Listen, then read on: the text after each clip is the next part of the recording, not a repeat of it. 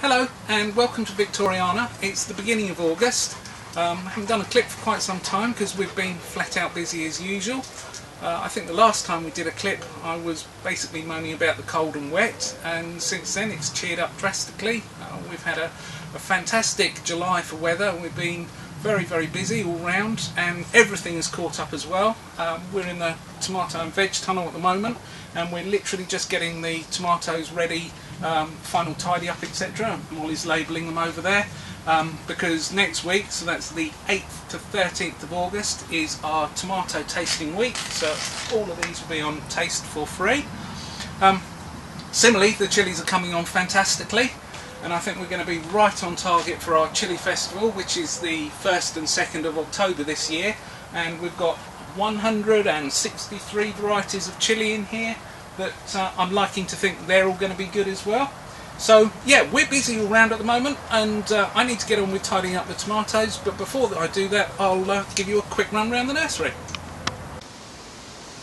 So here in the fruit cage it was a slow start, and the strawberries weren't great this year. I think it was the cold temperatures in June.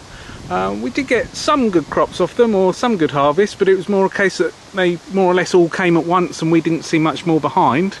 But all the other hybrid berries have done fantastically, the blackberries and tayberries, etc. We're still picking now, but July's been very warm, and yeah, we've had a fantastic crop all through, so it's nearly time to start cutting out some of the old canes and things and having a good tidy up in here. Again, on the veg garden itself, I'm really pleased where we've got to. We were very late with planting everything this year. The asparagus, that's obviously been in a fair few years, was very late to start producing and then went absolutely bonkers, and we've had a really good asparagus year. We've already lifted our spuds. They'd gone over. We didn't have blight, but they'd gone their way. Sweet corn has rushed up as well. The climbing peas in the far end, they're just yellowing off now, but we have had a fantastic crop on those this year. Artichokes we've been overrun with. Broad beans just keep on coming and coming. I mean, it has basically been a very good year in the end, and we've got a lot more coming along as well behind it. So yeah, after the cold and wet and grim spring that we had and our late planting, I'm now really pleased where we are. So up here in the vineyard, which I have to be honest and say has been a little bit neglected since we planted it, we've been through and done our first formative summer prune. That's all done now, so we're just tying what comes through now, and hopefully we'll actually start to get some framework and form done just after Christmas for the next prune. But yeah, that's coming along well as well, so I'm quite pleased with that.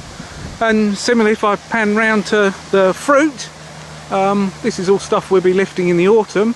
I'm very pleased with the growth on that, and good clean crop, and all coming along nicely. So it's just thoughts that we're going to have to get it all out of the ground in the autumn, which no doubt then it will absolutely chuck it down with rain. Out here on the beds, we're doing quite well as well. Steve's in the middle of the mammoth task of tying in and sorting out all our containerised grapes, so he's done pretty well. He's over halfway now, and they go all the way down there as well. We've done our summer prune of all our containerised fruit, so that's looking pretty tidy, and yeah, all in all, very pleased with how we are out here. Still got a little bit more tidying to do further down, but we're slowly getting there now.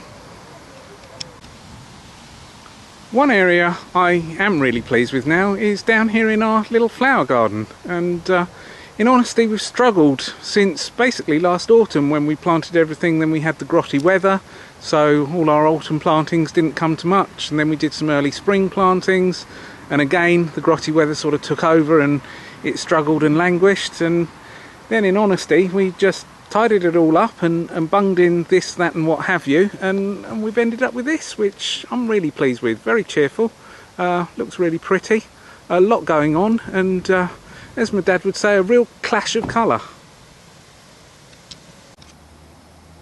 So here in the bubble we've also got quite a lot going on, and in particular with the fuchsias. This year we've decided it's time to refresh an awful lot of the stock plants, so that means that either we start again with a new young plant and pot it up, or with some of the other ones. If we think they're good, we will depot them and strip out most of the compost and then repot them into fresh. And that will cheer them up greatly, and then hopefully a few months time we'll have a good flush of material and we can get some cuttings off before Christmas. So that's been keeping Christina busy for 3 or 4 weeks now. She's getting on quite well. She's still got quite a way to go and over there as well. And also on our exotics we've added a few things this year, and they have literally just come in from Spain. We have a friend in Spain who grows a few things for us, and this year we have added mangoes, carob, so that's the chocolate alternative, and kaki, which is sometimes known as the Sharon fruit, and also avocados. So yeah, a few more exotics to our range of citrus and things, which all a bit exciting really. So yeah, another busy month or two in the bubble. So out here in the cell area we've managed to have a really good tidy up and block up, something we always like to do midsummer-ish, and that's given us quite a bit of space. And obviously some of those bits and pieces that we have in the top house which we need to move out can pretty soon come out here. Veg cage is pretty empty just now, and literally the end of this week we'll start our sowings for autumn veg plants for sale. So I should think by the beginning of September we'll have some bits and pieces out there hardening off, so as to speak, but at the moment that's quite empty, and actually we've chucked 1 or 2 other things in there like some strawberries and chamomile lawn just for the space side. But yeah, so we're, for a change, looking pretty tidy out here, and have also got quite a lot of room, which is good. So I'll finish off up here in the top house, which I have to say is a lot more full than it usually is for this time of year. It's a combination of the grotty June, meaning that we kept an awful lot more in to give it sort of protection from the rain and the grot. And also now we're pretty well full up with our spare chilies. So we've got a run and a half of chilies in here. We've got some other crops way over there that are coming on for the autumn and even for next spring. And here in the herb section we've actually decided that we're going to add quite a few more herbs to our range. So Victoria, when she gets back from her holiday, has got the joyous task of trying to rearrange this lot and take up some more space to get them all alphabetical, which is how we like to have them in here. So yeah, we're pretty full up that end, and then down the other end, down this end, we've got all our seed tomatoes, which are doing very, very well. We've had a couple of saves now, and we'll keep on saving through for the next few months, and that'll give us our seed crop for the autumn and spring. And then also we got all our tents with our chilies in. Obviously for the chilies we don't want any cross-pollination, which is something they're fantastic at. So each chili plant or each chili variety is in its separate tent, and they're growing away quite nicely. And we've already got a good crop of chilies on quite a few of them, which obviously would turn into a good crop of seed later on. So yeah, that's it really for the beginning of August. We'll try and catch up at the beginning of September, but time just seems to disappear, and yeah, we've got an awful lot going on.